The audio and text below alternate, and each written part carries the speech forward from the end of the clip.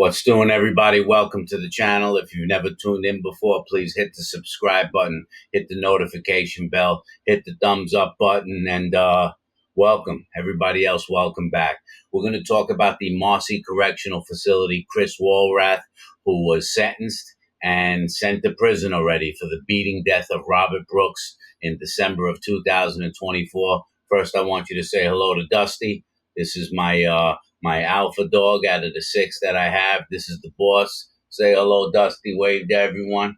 Dusty's laid back with me. He's a good boy, but he's the boss of all the dogs, right? Let me put him down real quick. See you later, Dusty. All right. There we go. All right. So listen, Chris Walrath, sentenced to 15 years in New York State Prison for the beating death of Robert Brooks. He is gone. I'm going to talk about what his life is like right now. I'm going to talk about exactly where he is. I'm going to talk about the way he's going to get treated. And as you know, there's many other correctional officers still online to get sentenced. Not get sentenced yet because the others are going to trial. Several were charged with murder. Several were charged with manslaughter. Christopher Walrath, who's 36 years old, was charged with murder. And the district attorney, Fitzpatrick, allowed him to plead guilty to manslaughter in the first degree. Same thing that I was in prison for. I ended up pleading guilty to the same charge as Christopher Walrath, manslaughter in the first degree. I was sentenced to 12 and a half to 25 years. He was sentenced to a flat 15. I'll explain what that means. I might as well explain it right now. I was sentenced to what's called the split sentence, which is 12 and a half to 25, which means after 12 and a half years, I was allowed to see the parole board, and they can release me after 12 and a half years, or they could deny me parole. And then every 2 years, I go to the parole board to try and earn my release. And they were able to hold me up to 25 years. If I got into trouble in prison, I ended up serving 17. The parole board denied me 3 different times. Christopher Walrath received what's called a flat sentence, a flat 15, which means he does not see a parole board. He will have to serve 13 years on that sentence. And yeah, that's it, 13 years, and he doesn't go see a parole board. So a matter of fact, I will show you. He's in it, so that's his sentence. That's it. That's what he's going to do. On 15 years, you serve 13. And he went to Elmira. I'm very surprised that they sent him to Elmira prison. I think they sent him to Elmira prison as a favor because it's probably close to home, so he can receive visits from his family. So the Department of Corrections kept him close to home. I should have researched how far Elmira is from his house, but it's probably not that far because usually someone of his status, a former correctional officer who has to become incarcerated, is usually sent to Dannemora Prison, which is known as Clinton Correctional Facility in Dannemora, New York. And that's far. That's all the way up. And the reason they send them there is because they have a special unit there called APPU. And APPU is for people who were former law enforcement, former judges, very high-profile cases, and the such. And it's a separate unit away from the general population. This way the general population can't get to them, So he was put in Elmira. I can guarantee you that he is not in the general population in Elmira because the prisoners would kill him. He is responsible, or one of the ones responsible, for killing Robert Brooks, for beating a prisoner to death.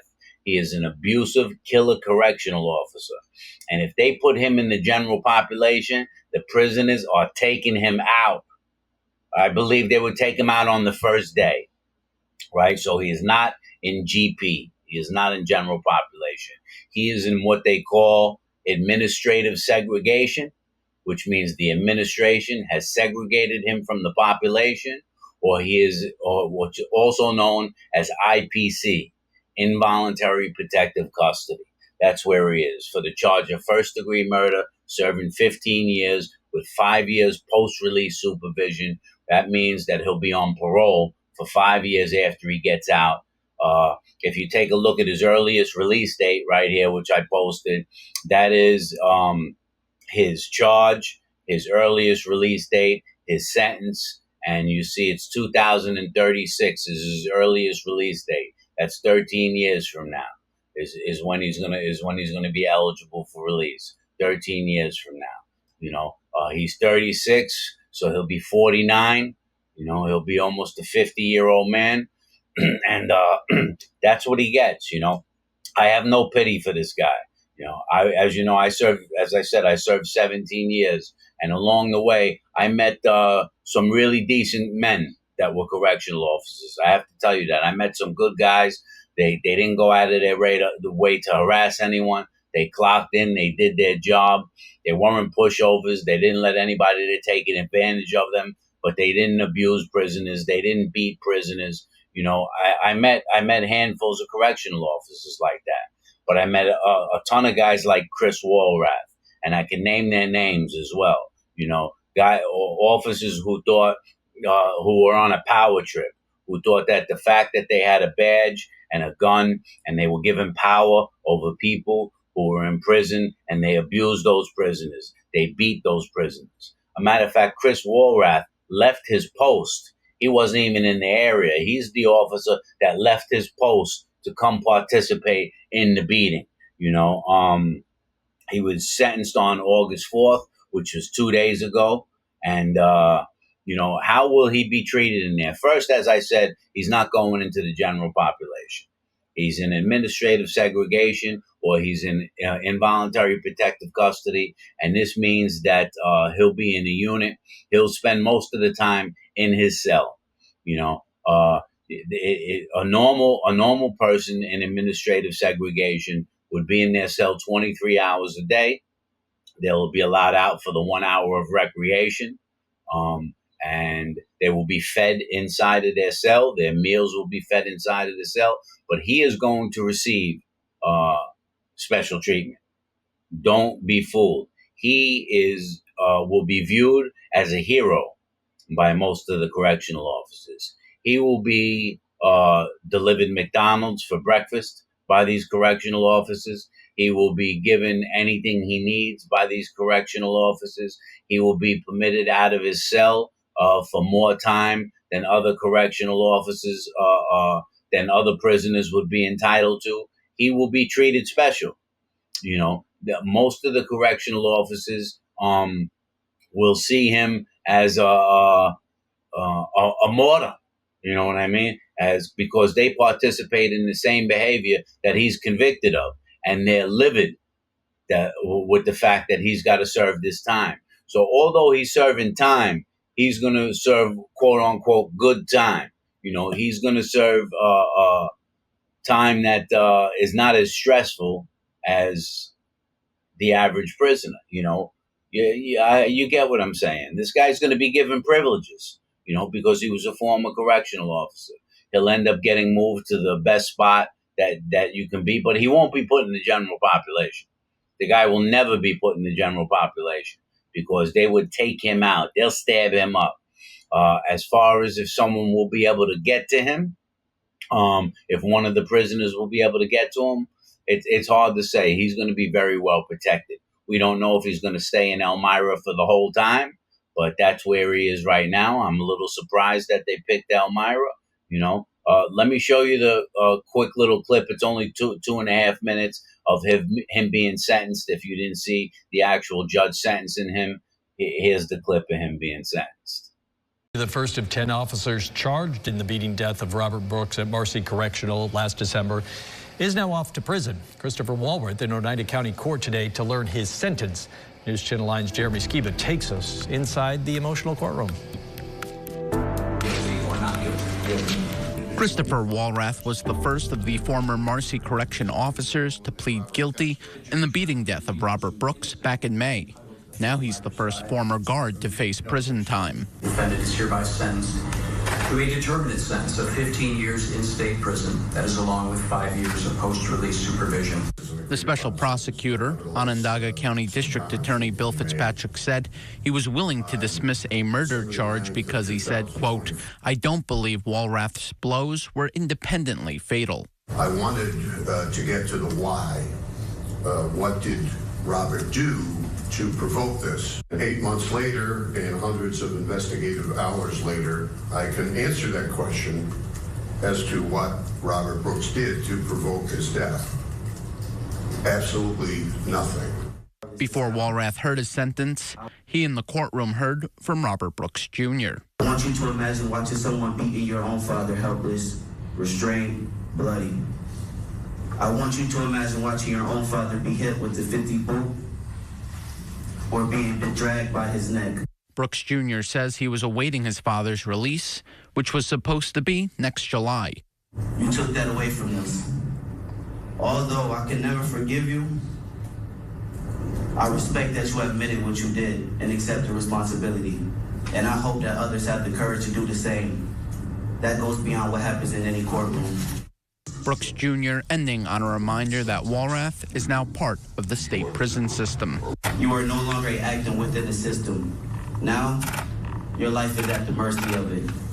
And I pray for your family who's going to have to spend the next 15 years worrying about you, just like all New Yorkers with incarcerated loved ones must do. Judge Robert Bauer asked Walrath if he wanted to say anything, and Walrath declined. In Utica, Jeremy Skiba, News Channel 9.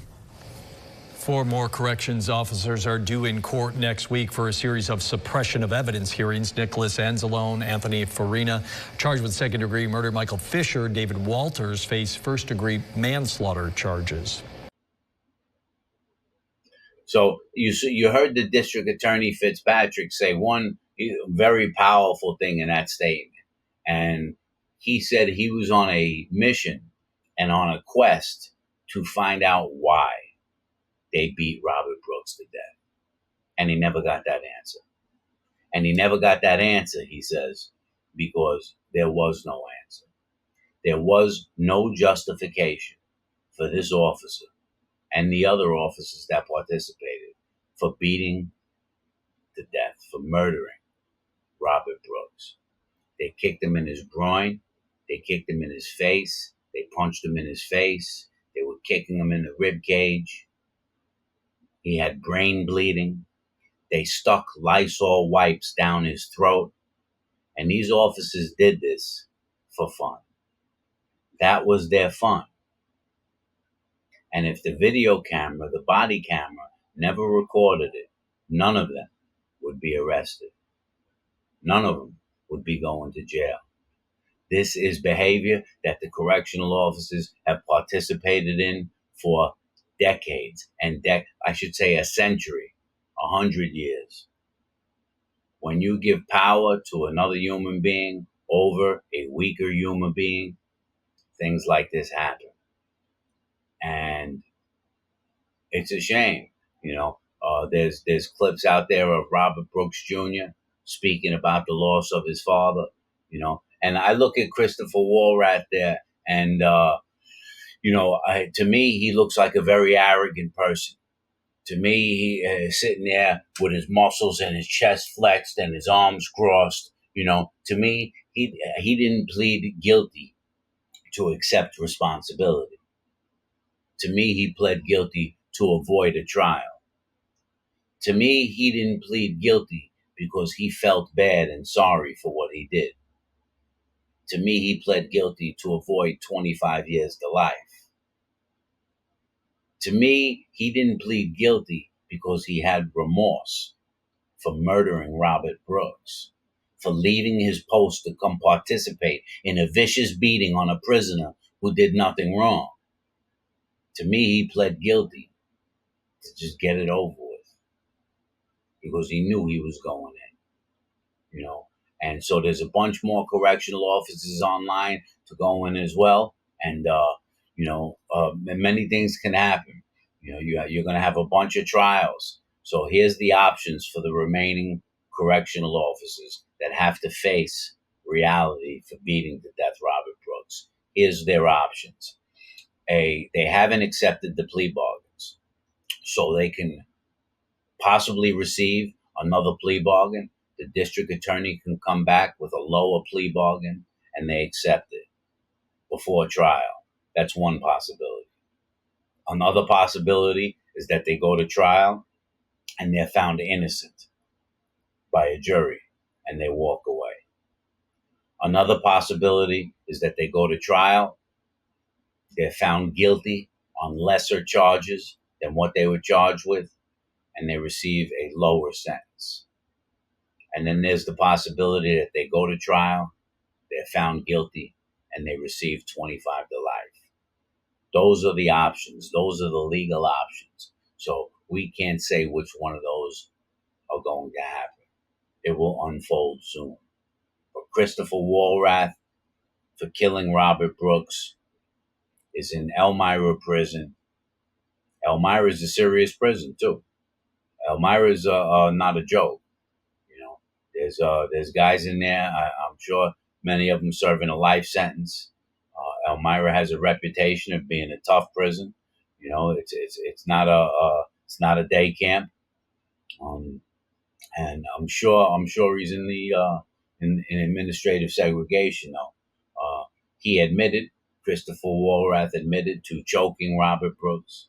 He admitting to striking Robert Brooks. He admitted to striking Robert Brooks in the groin. You know, he admitted to lying to investigators about the investigation. So he was trying to cover it up. Thank God that body camera was on. This is why all officers need to have body cameras, and there needs to be cameras inside of the prison. This behavior has been way too prevalent for a long time. All right, let me wrap this up. That's Christopher Walrath's life.